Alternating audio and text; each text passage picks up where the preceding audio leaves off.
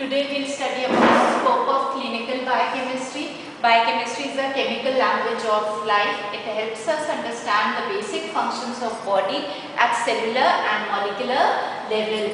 Cure for many ancient life-threatening diseases have been found, but new diseases are emerging whose cures are being studied for. So it is natural that many studies are being carried out for the cure to find a cure for new diseases. Various aspects of biochemical problems, for example, protein synthesis, vitamins, enzymes, dynamics of energy transmission at cellular, molecular level and genetic level, metabolic regulation and functions, control of various biological processes, they have been studied in biochemistry, and by the help of these studies been able to find cure for many diseases.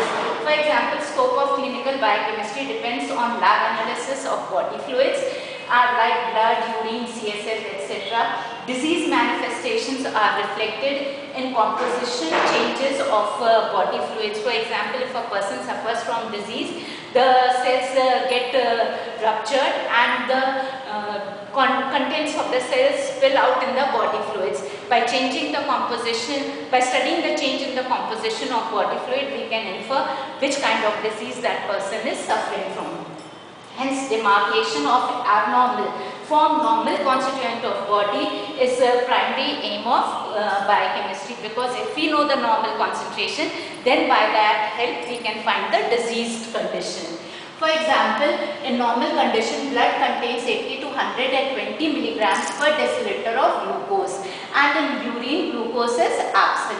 But under pathological condition like diabetes mellitus, the blood glucose level rises above normal, that is hyperglycemia.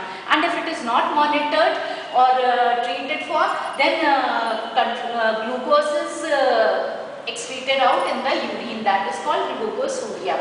Therefore, by blood test and urine test, we can find out which component is getting deranged, and then find a cure for that component or that disease. Other constituents that have been monitored, a few of them are listed like cholesterol, triglycerides, HDL, LDL, urea, bilirubin, total protein, albumin. From them globulin can be calculated, creatinine, etc. are monitored, and then we can control the disease condition. Similarly, presence of non-functional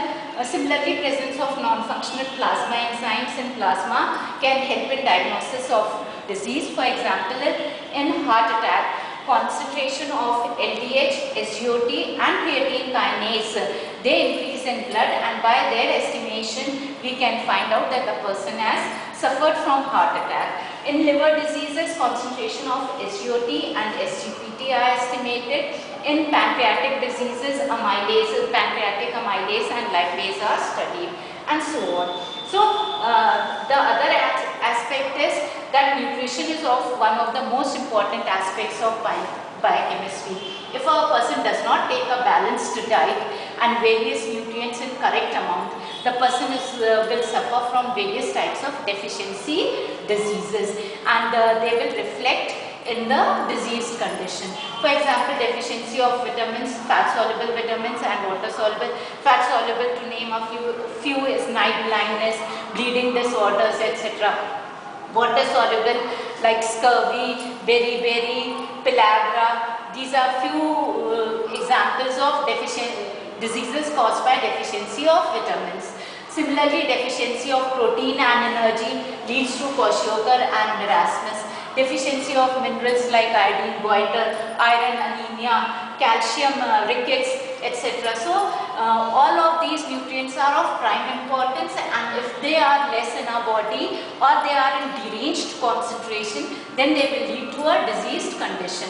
A physician, by looking at the symptoms of the patient and on the basis of the tests, can diagnose whether a person is suffering from malnutrition or not. Vitamins and hormones in pure conditions are used for treatment of various diseases. For example, insulin is used for treatment of diabetes mellitus. Insulin nowadays is produced by recombinant DNA technology, that is taking the cure to a genetic level, or producing the cure from a genetic level. Many metabolic processes are constantly taking place in our body.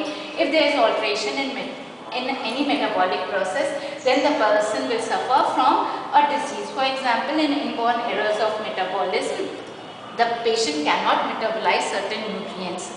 Like in cystinuria, patient is unable to metabolize cysteine, and therefore levels of cysteine will increase in blood, and it will start accumulating in tissues, leading to diseases. Other is phenylketonuria, etc. Similar type of inborn errors of metabolism. Pentosuria also. Infectious disease, levels of specific antibody in blood increase, and by studying the antigen antibody reaction we can find the infectious agent. For example, typhoid, we can test the presence of, if a person is suffering from typhoid, antigen antibody test can be carried out and diagnosis can be made. Hormones coordinate diverse body functions. If abnormal levels of hormones are secreted in body, then disease conditions develop. For example, if growth hormone is present in children and is secreted in excess, it will lead to gigantism. If it is secreted in lower amounts, it will lead to dwarfism. And if in adults it is secreted in higher amounts, then it leads to acromegaly. So these are the disease conditions. One of the disease condition, other is goiter, which is due to deficiency of thyroxine in children. It causes cretinism. Others are Addison's disease, Cushing's syndrome, etc. Urine analysis gives information about diseases. Bilirubin present in urine, then obstructive jaundice, presence of blood in urine, then it can be either nephritis or post-renal hemorrhage. Digestive diseases digestive disorders can be diagnosed by a gastric juice analysis and fecal analysis. Peptic ulcers, lactose intolerance can be diagnosed on the basis of these tests. In lactose intolerance, bloating occurs in a person.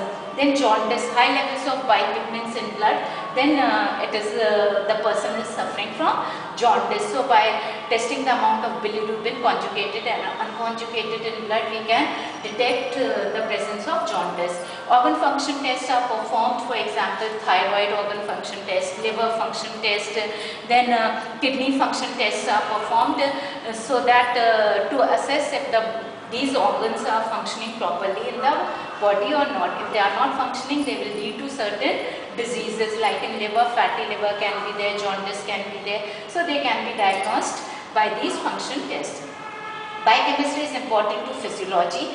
Pathological conditions caused by deranged chemical composition and function of tissues. So if we know the physiological values, obviously any change in them will lead to a pathological situation, and by studying the changes in the composition, we can infer which disease a person is suffering from. For example, I have given you about glucose. If it is high, then hyperglycemia, low, then hypoglycemia. Insulin is not being secreted, it is a hormone, then blood sugar level will rise. So hyperglycemia due to non-secretion of insulin. In this way, inferences are made. Bacteriologist is concerned with the chemical changes caused in the body by a bacteria. This helps in preparation of vaccines, antitoxins, etc. Pharmacologist is interested in drug designing. So he is interested in knowing the biochemical levels and the pathological ranges, and how a drug helps in curing those pathological situations. By the mechanism by which a drug cures a pathological situation is studied by a pharmacologist. Clinical enzymes, enzymology is also important. Disease diagnosis is done by alkaline phosphatase, acid phosphatase, LDH, GOT, etc. RIA is a radioimmunoassay, antigen-antibody reaction. ELISA, enzyme-linked immunosorbent assay, it is also of antigen-antibody reaction. We can study of xenobiotic sample substances that are excreted out of the body. Molecular, now these days cures are being found at the level of molecular biology, and medicines are being made at that level. So we are entering into a new era.